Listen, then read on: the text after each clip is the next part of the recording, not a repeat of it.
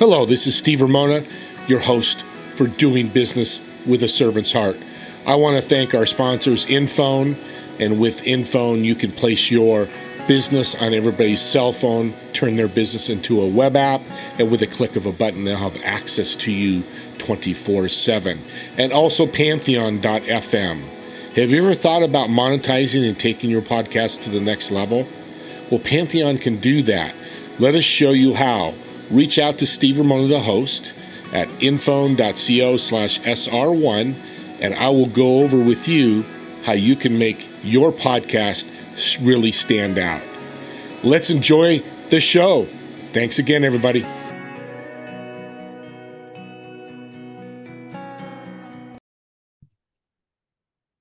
Welcome, everyone, to Doing Business with a Servant's Heart podcast. This is your host, Steve Ramona, and I'm excited about my guest because this is some marketing you haven't seen before. If you have, you need to hear it again and again. Chris, welcome to the show. Great to be here, Steve. Appreciate you having me. So let's talk about strategic thought leadership marketing. Very unique, but you have great success with it, right? Yeah, it's a method of breakthrough engineering, and I found approaching things from the standpoint of strategically leading the thinking of a segment to somewhere new that you design is much more effective than trying to optimize marketing within the typical models that we use. Sometimes it's easier to get a breakthrough than it is to get linear progress if you know how to do it. Yeah, let's get a little. So the audience now is thinking, okay, you got some cool marketing. Give us some tips or steps or things that could help them. Well, a good place to start, and it's good to think about this type of marketing. And it's not just for marketing, it's for any type of persuasion, any type of leadership, social change. If you want to make a difference that can be made by leading a group of people to think differently, it's important to start by taking multiple perspectives. And this is actually something I learned from a guy named Walt Disney. And he had a method called Imagineering. And Imagineering is actually where storyboarding, like we use in business meetings sometimes, where we post up little notes along the wall to follow a line of thinking and turn it into a story. That was invented by his animators. But he had actually 3 rooms that he came up with ideas in. One room was the dreamer, one room was the realist, and one room was the critic. And each one was a different state of mind. And in the dreamer room, he would go there and look far off into the future and imagine possibilities, totally blue sky, no limitations. What would you like to achieve if anything was possible? Or what kind of story could you envision that would enrapture an audience if anything was possible? And then whatever came out of that, now it may not, quote, be realistic. So that's why you take it out of the dreamer room and take it into the realist room, where you chunk it down into action steps. So the dreamer is a very visual strategy. The realist is a very kinesthetic, action-oriented strategy, where you chunk it down and ask, what's the next step I can make that's realistic? And in the context of Disney making movies, his animators would break it into chunks of stories. And they found that posting off each little piece of the story along the wall to visually break down this vision into sequential steps made it more understandable. But we all have to take our vision and break it down into a next step. And then the third one was the critic, where you'd step out of the realist room and then go to the room and pretend you're a member of the audience and you're watching it and critique it, compare it to a standard, go through a checklist. So it's kind of an auditory, where you go through a verbal checklist. Does it meet the standard this way? Does it meet the standard this way? Look at your product, look at whatever you're selling from the standpoint of somebody from the outside, critiquing it, not criticizing the plan maker, but criticizing the plan, so to speak.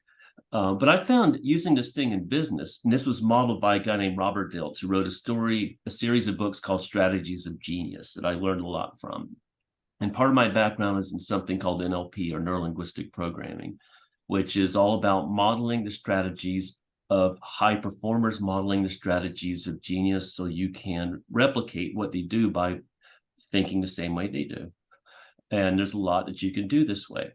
And I found that, modeling Mozart's music strategy may not turn you into a Mozart, but it sure is a big jump out of the comfort zone from wherever you were in a way that the traditional way of teaching music doesn't give you. So I'm a big believer in modeling excellence.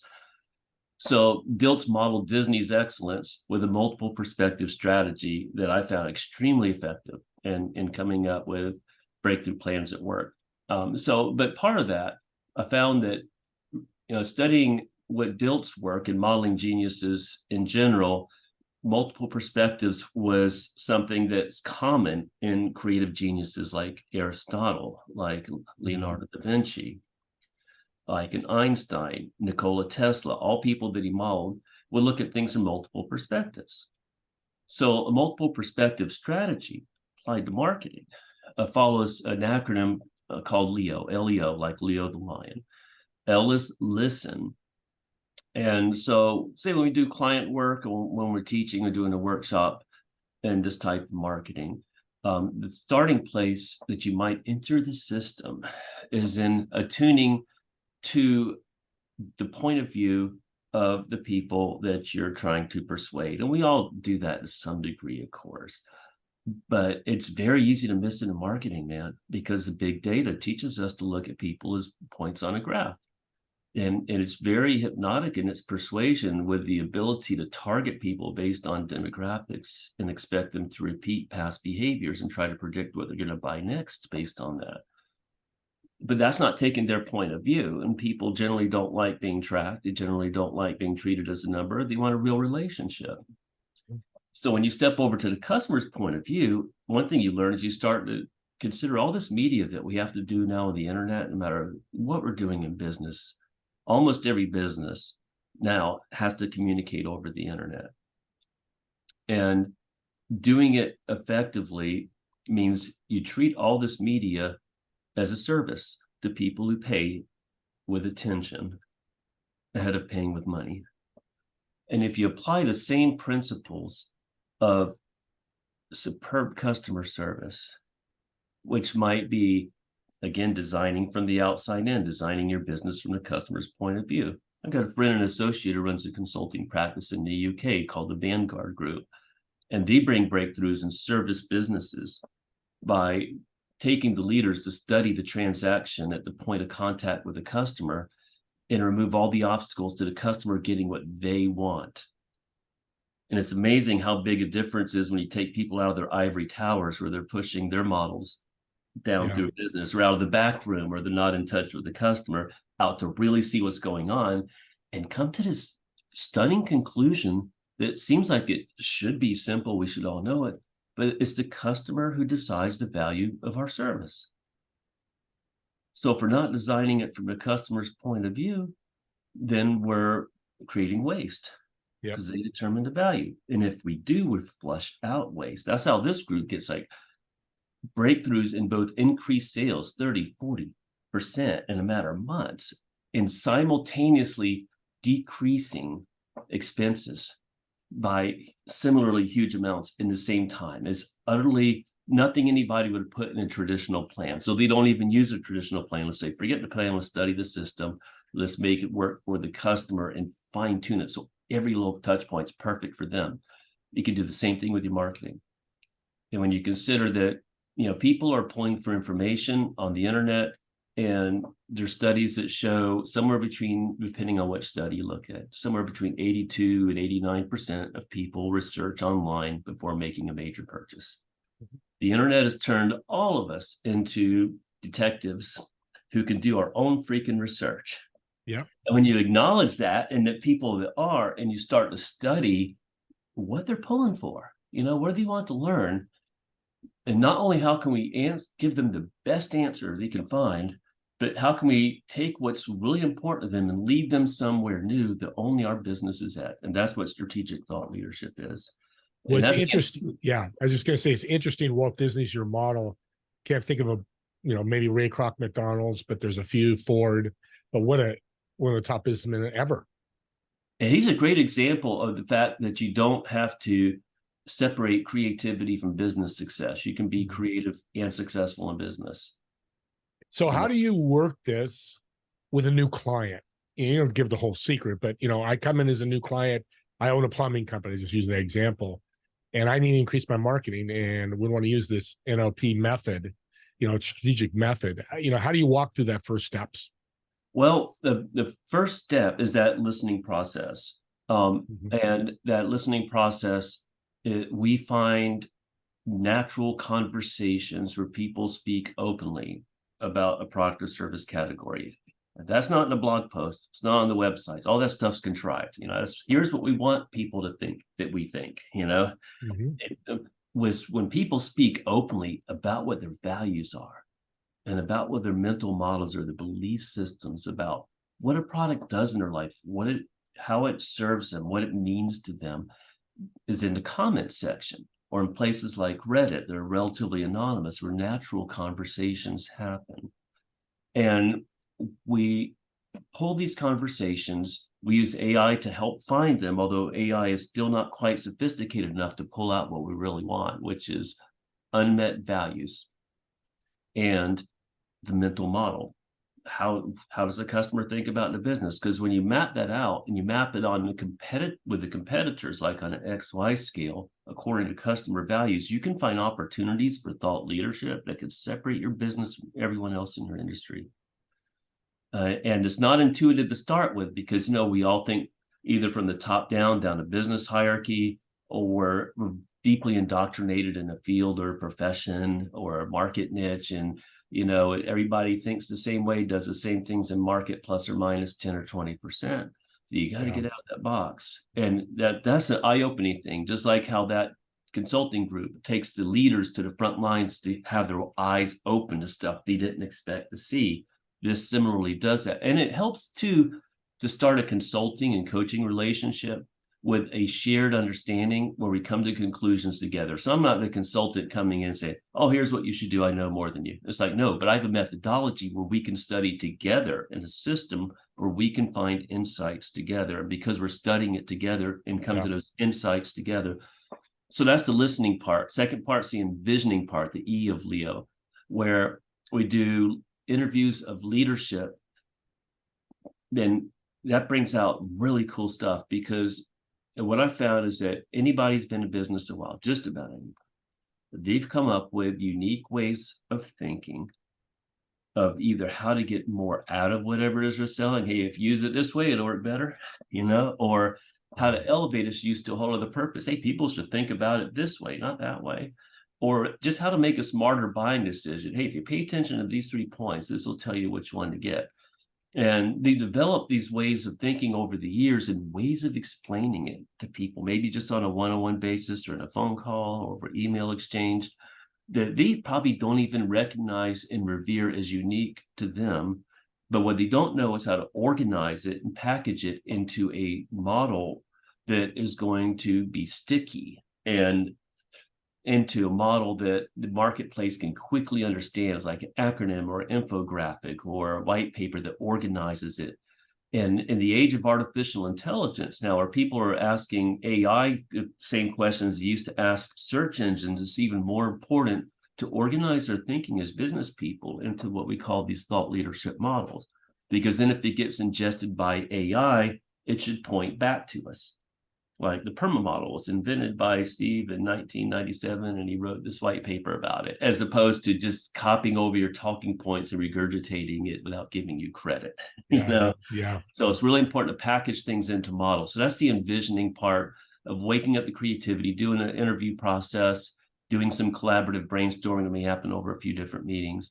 And then the O of all that is output. So once we have the insight, we know where the opportunities are, we organize our thinking to capitalize on these opportunities with a new model, new position that leads the thinking of an audience somewhere is helpful to them and somewhere new. Develop talking points that support that new position. Then we have what we call a position paper. Here's our position, here's all the points that support it. Those points are designed to be persuasive. And they also create great fodder for a content marketing campaign or a PR campaign. And they make every single piece of content meaningful. So we're not just thinking, oh, we've got to do 3 blogs a week in order to meet the same content goals. Because there was a study recently done about thought leadership marketing by LinkedIn, and I forget the collaborating company. but they found that most business leaders now are saying there's a glut of thought leadership content, and like 71% is not helpful. It doesn't give them anything new. And I would say, well, that's not thought leadership content, then that's just content, because it's not leading to thinking somewhere new. Yeah. When you do it the way I'm talking about, you have a clear belief system that you're leading people to that empowers them, that's going to be distinctive to them, and it's going to be distinctive to your company. And it gives, and you have enough supporting points that everything you do has meaning and purpose, and that it's leading thinking somewhere new. And then the O is output it in media, output it with all the traditional tools that we use. But now what we're outputting is not just contrived, it's not regurgitation, it is strategically designed to lead thinking somewhere new. And that's what makes it strategic thought leadership. Yeah. Well, I mean, people look at you as a thought leader / expertise, because they are this, thought leader expert. You're the expert. You have more of a chance that door opening, the client want to listen and learn more, or become your client, than I just use realtors as an example across the country. There's millions of them. Right. The home goes up for sale. They're all the same. But if one of those guys is a thought leader or an expertise in real estate, they're going to go there first. It's up to his job or her job to sell them. That's where personal branding comes in. That's why I love what you do. And you brought thought leadership. I do that too, and we'll talk about it. But that's a big part of my business, is finding those people and working with them, because that's just true. I mean, if I go do a keynote speaker, Tony Robbins, he's going to get 30,000. I might have 100. Yeah. Because he's a thought leader. And if I become like Tony Robbins and people go, Steve Ramona, oh my God, I got to listen to that guy. He's a leader. He's got great, what a thought leader definition is. What's one thing when you work with companies is they do wrong becoming a thought leader? Well, there's a lot of things. It's hard to think where to start. I would say we only have a 25-minute show. That's why I said one or two. We'll do that another show. maybe the most important thing they do wrong is thinking in terms of top-down hierarchical thinking in the marketing, because it's something that's just our industrialization of business that we bring over to our marketing. Mm-hmm. And it leads us to think of our customer as the bottom of the hierarchy instead of the real controller of how much money we make. It needs to be revered for that and served. Even when they're just a prospect, serve them, don't sell them. You sell them better by serving them. You sell them because people have a choice as to what content to pay attention to, or what ads to ignore or pay attention to. If it's not serving them, if it's not helping them in some way they can recognize as important to them, then they're not going to give it their attention. It's so right. That's why business, that's why I wanted you on here. The podcast is all about servant heart, because serving will sell more than selling. Yeah, me and you could go and do cold calls or cold emails and all day and get a ton of clients at short term. But what you just presented, and people reach out to him, Chris, because what you're saying is it's long term now. Steve Ramona is taking care of. I'm going to stay longer, but what people forget is now I'm going to send you referrals. That's right. And especially if you do it in the manner of leading your audience to a new position, because by helping them, serving them, by leading them to a different way of thinking about what you do, well, just by sheer coincidence, your business happens to be the only one that does it that way. Uniqueness is big. Yeah. Go ahead. Let's do this. Let's do a shout out, because we're running out of time here. How can people get a hold of you and learn about strategic thought leadership marketing? Thoughtleadershipstudio.com is my podcast site and blog site, my passion project.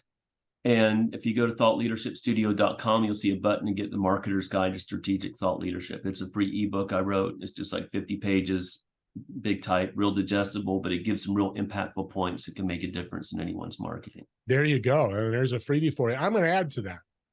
So let's do this, Chris. The first 3 people that reach out to you and mention my name or the podcast, they get a $20 Amazon gift card. Sweet. So what you do, listeners, is, and you regulars know, when you reach out to Chris, mention my name or the podcast, he'll send me your email, your contact info. And I just sent out 3 on Monday, or actually 5 on Monday, to people that they're like, oh my God, thank you. And they forgot.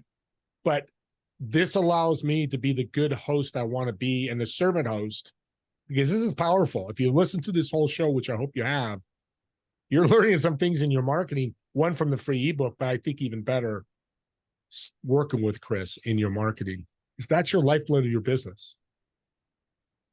Well, it is. If you don't have your marketing game together, it doesn't matter how great your operations are. You don't have any customers to serve. And if your marketing's great, if your operations are substandard, well, great marketing will create the cash flow to apply it to improve your operations. Yeah, that's great to hear. Attention, you said, I got in my notes here, or awareness in I call it awareness, really similar. Sure. How important is that? Well, it's everything, and you have to earn it.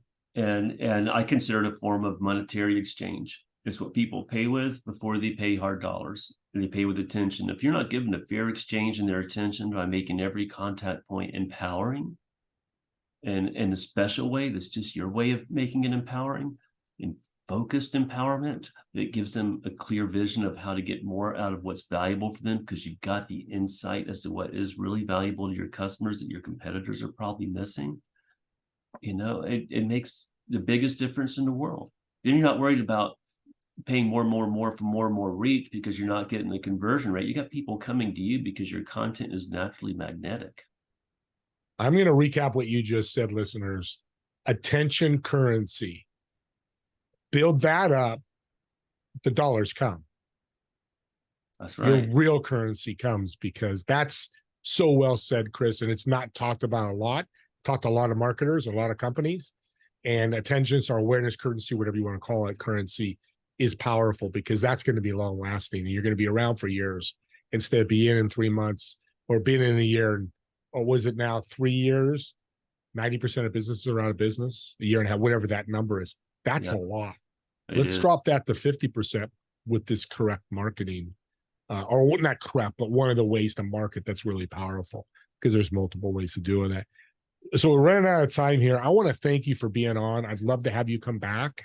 My pleasure. Yeah, because we just opened the door slightly, at least to have them reach out to you. There's much more we could talk about.